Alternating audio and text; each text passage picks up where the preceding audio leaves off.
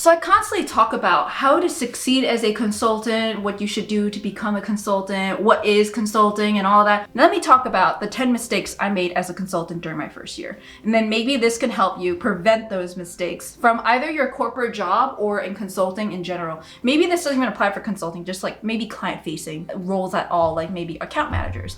Also, stick around for the last one, the very last one I have in terms of my biggest tip ever that will literally save you thousands of dollars. Like, what? You saving you $1,000, not the company? Yeah, I'm telling you, you're gonna need to stick to the end for that last one. So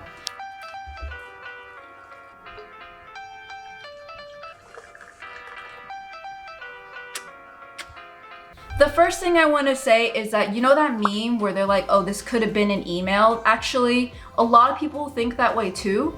And they just do that. They just do text or they do emails. But sometimes you just need to pick up the phone and call them and like maybe do a video call or something like that, screen share. Because I found like a lot of the times it's harder to write in text. And sometimes like you never know if they are actually fully paying attention to you. You maybe want their full attention. If maybe you're like trying to work something out and then you're just like giving them the play-by-play of like what's going on with what you're trying to do, you're gonna probably want to do a call so that we can actually screen share and show them what they want to show you.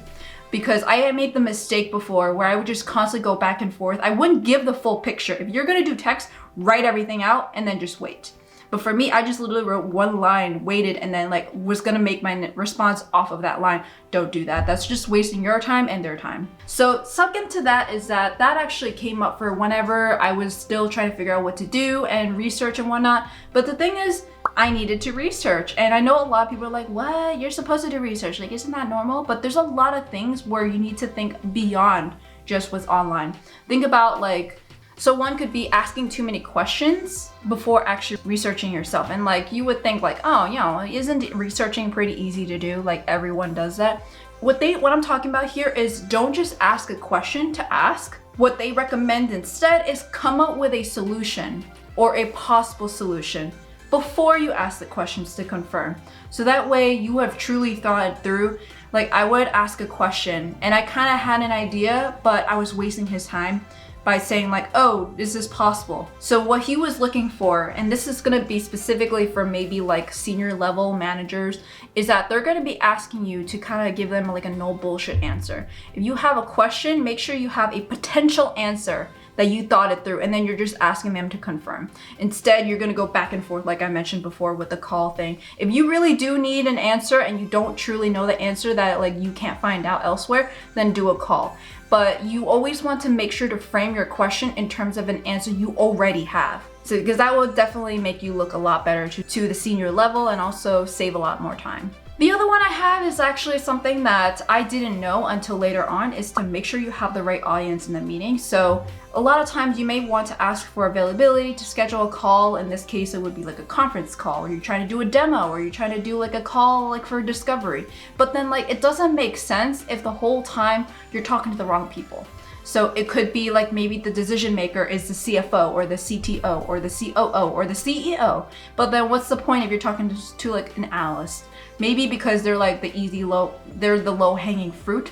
But instead of having like 5 calls with different people, with different stakeholders, you might as well just get one call with the stakeholder and then make sure that you do that. So a lot of it is like what I'm mentioning so far is working smart, not working hard. So you want to be as efficient as possible and making sure you don't waste people's time, either your teammates, your time, or your clients. The other one that I feel like is maybe specific to mine is prioritizing one client over the other. So that's not a mistake. That's just something that I struggle with, is if you have more than one client, sometimes you can't just work off of your schedule. Sometimes you have to work off your team members and the client's members. So sometimes I may have calls where they conflict with each other, but I need to be on both of them. So one thing that I ended up doing was I just said, oh, I can't make it to the other one. And then it just ends up there. So there's 2 ways that you should be doing instead is, number 1, find someone on your team that's a backup who can attend on your behalf, but knows what it's about. Because if they're just there to fill in space but don't actually know the content and like how to approach this meeting, you're pretty much screwed. The second one is that you want to make sure you can reschedule, you know, like it's fine if you can't make it, just reschedule it, but make sure to prioritize which one you want to reschedule, because the really important one that can't be moved, think about like who is actually involved in this. So like, let's say the CEO is in that one, probably don't want to reschedule that one. Think about the other one where maybe it's just like maybe a bigger team, but probably not the CEO. So look into that in terms of rescheduling. It's fine if you can't make it and that you don't have anyone to cover, just reschedule. Even though it may seem like an inconvenience, it's better than wasting your time and not even making it at all. This one I feel like a lot of people do well in, but also fail in. So writing notes, I feel like every person has been told to do this. However, I'm talking about documentation and notes. So when I'm talking about documentation, is like not just taking notes of like what's actually going on, but actually take notes that have actionable items. So like if you have all these notes, most people are going to just not look at them. You need to write smart notes in terms of like, okay, what are some action items? Like what are some questions we need to answer? A lot of times I was told to write notes my first few months when I first started. And then it was just like literally notes, like, you know, what you take in classes. But what I ended up getting as feedback instead was like, oh, we don't need everything. We just need to have like, here are the main takeaways of today's meeting. Like here are some action items, and then here are some questions we need to look up or answer. So we just need those points. Like you don't need to take notes on everything. You could maybe still do that, but just make sure you have an area where you focus on that, because like maybe the consultants or the managers are the ones that are doing the presentation. But one thing to keep in mind is if you do or end up being in a position where you're leading, you still need to take the notes too. So I have that situation a lot where I was actually doing demos and whatnot and leading the meeting, but it was maybe sometimes it was just me, because it's either a small team or small project where I didn't have anyone there, or maybe that I was taken over for someone. Still, you need to take notes, because a lot of times I would have times where they're like, okay, Christine, can you tell us like what happened during the meeting? I'm like, oh, I was busy demoing. I didn't take notes, sorry. But I can recall it, but like that's not enough when it comes to consulting. You need to make sure you have everything down so you have the client requirements to the T. So this one, I feel like a lot of junior people probably have an issue on this, is like not asking for help. So there was a few times when I worked overtime because of something that I simply just needed more time on, just because I have like a higher learning curve. So for me, that could be like prepping data for the system to load. And it could be a lot of Excel things, could be a lot of like data things, could be a lot of things that like you need to Google or whatnot, like what's the correct zip code. Like, trust me, that's actually something I had to do. And that's what you should start to reach out to people for help. And it's okay to ask for help, because people feel like, oh my God, I'm actually like not doing a great job then. But really think about it, because you're saving them time by being more efficient. And who knows, maybe there's like just someone sitting there not doing work. You're being smarter to allocate. Again, this is more about like working smart, not working hard. So this, you want to make sure you work with your team members, because if you are working overtime, and I want to actually go into this next one, which is ghosting hours. So you want to make sure that you are actually on time and on scope, because a lot of times you might have like your daily or weekly status calls and they'll be like, what are you up to? And they're like, you're still working on that? Like, why don't you get someone to work with you? I'm like, oh, I didn't know. Oh. It's fine to do it. You need to just ask for help if you have to. So I mentioned ghosting hours. This is something that actually could be going against policy, either under the table or officially. So you should not be ghosting hours. Ghosting hours in consulting is specifically that you are working hours that you do not document. So let's say, for example, you're forecasted 40 hours of the week to this project, but then you really work 60 and you're only billing 40. Typically, you're supposed to do all 60 hours. Okay, because this is like what you actually worked. It can go two ways. One is that like you'll get overtime pay, and this is like for some people, not all people, depending on like your role, depending on your level. And then the second one is that it doesn't give a clear and accurate forecast to like your project manager or maybe to the team. So whenever they do try to scope another project, maybe you're trying to do like a fintech project for a finance institution, they're about the same size. So you give you, let's say like it's an accurate number of 200 hours or something. It's way too little in my opinion, 200 hours. And then you're trying to do like another client, you're trying to pursue another client. You're trying to come up with a proper proposal in terms of what's a realistic number of hours. That way you don't go above budget. If you were on that first project for 200 hours and you ghosted hours when it really was 500 hours, you just basically did the other project injustice and also did your own project injustice, because now you're basically working extra hours that you can't even bill. which is not good.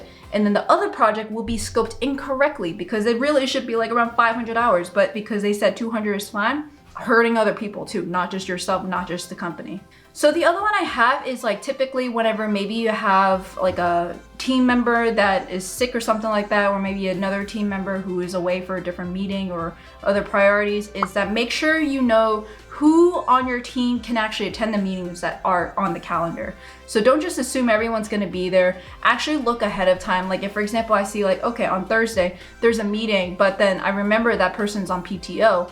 But then you may need to either reconsider rescheduling it, or number two, like actually doing it yourself and then preparing yourself for that gap. So like I mentioned before, there's a few times where I took over for like my manager who would be typically leading it, and then I eventually led it. So I needed to do that extra groundwork to make sure I was prepared for that meeting, but I can't do that if I didn't know if he or she is not gonna be there. So knowing who is actually not gonna be there will help a lot in terms of like what you can do to make sure that's a productive meeting. So like I said, everything here so far is like working smart and working hard, not just working hard. These last two ones I think are pretty interesting because you wouldn't think that they're work related because they technically aren't, but they're something that's very specific to the consulting industry. So when it comes to planning for activities on weekday nights, you need to be very careful for that, especially things that require tickets and obligations and commitment, is that you can't always plan far in advance because maybe like your client has an emergency meeting or you need to be on site. Now all of a sudden, like maybe your Avengers movie premiere or maybe your Avengers movie has to be canceled. Your friends are gonna go without you because you did that. So I had actually a few times where I had to go on site. I did not know until the week before, am I gonna go on site? I had to cancel my movie. They went without me. I actually gave my ticket to someone else. There's so many times too where I am organizing events for the office because I'm the office champion for the New York office workday practice. There's so many times where we would plan something, but then something comes up for the client. You just have to be ready for the client. It's like not necessarily the best work-life balance for that reason, but sometimes you have to do what you gotta do. Like that's what comes into consulting. You need to travel, so that means that you may actually have to leave whatever you have in your home city or whatever. So that's why a lot of people who wanna go, like let's say join an intramural sport, they can't because of the fact that they have to travel. So you probably have to miss your practices. This is one I had to learn the hard way, and I think this is probably the biggest one I have if you are a consultant. Oh my God. Two things actually. Do not put your suitcase on the bed in your hotel room, okay? Like, I see everyone do that. It annoys me so much. Don't do that. And number two, check your bed for bed bugs before you sleep. This is such a horrible story, but I got bed bugs on my first time on site. I was like, are you serious? I did not get bed bug bites. My bag had bed bugs. So I can't believe this, but I have to say this. It's like something that people overlook. Check your bed for bed bugs when you go to the hotel room, literally before you do anything, and then use like a little credit card thing to see if they're bed bugs or if there's like poop that they left behind or blood. So that way you can see if your bed has bugs. If you have bugs, let them know immediately and get out of there. Because what I ended up doing was I went out to training, I came back, and then when I came back, I saw 2 bed bugs on my bed. This bed is from my home back in Long Island. So it was a brand new, clean bed. It wasn't like one that's just been used or anything from someone else. I literally just moved in. So you could believe my face when I saw like 2 bed bugs on my bed. Like, literally what I ended up doing was I wrapped up everything. I either threw it out or I went to go get like, you know, this like insecticide thing and just clean it out. And I ended up staying at Addison's place for like an entire weekend as I like insecticided everything.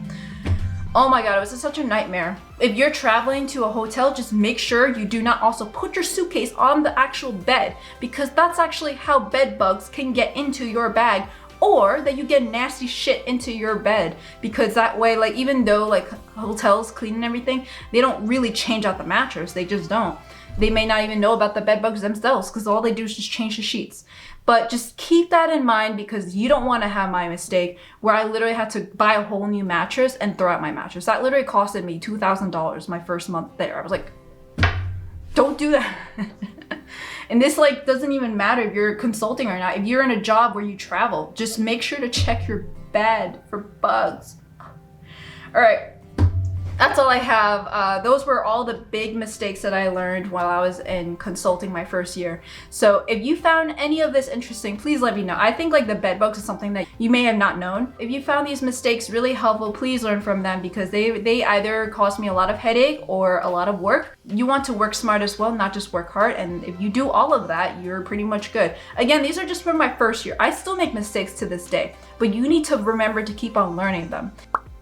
Let me know down in the comments below if you want me to actually make another video in terms of other mistakes I made and how I solved them or fixed them or whatever. You always want to ask for feedback or be open to feedback at least. Like maybe they'll just give it to you without knowing. And then that way you can keep on growing and learning from them. Otherwise, you won't know the mistakes you're making and you're just gonna one day realize like, why am I getting laid off? Why am I getting fired kind of thing. So it's better to just learn before it actually becomes a bigger issue within your first few years. So if you guys have any questions at all, let me know down below. Tell me where's the one that you actually feel like you could make the mistake on, because I feel like a lot of actual junior consultants like that are graduating from college may make a lot of these mistakes. Like the bed bugs, I don't even think experienced hires do this, but you gotta do it. So thank you guys so much and see you guys next time. Bye.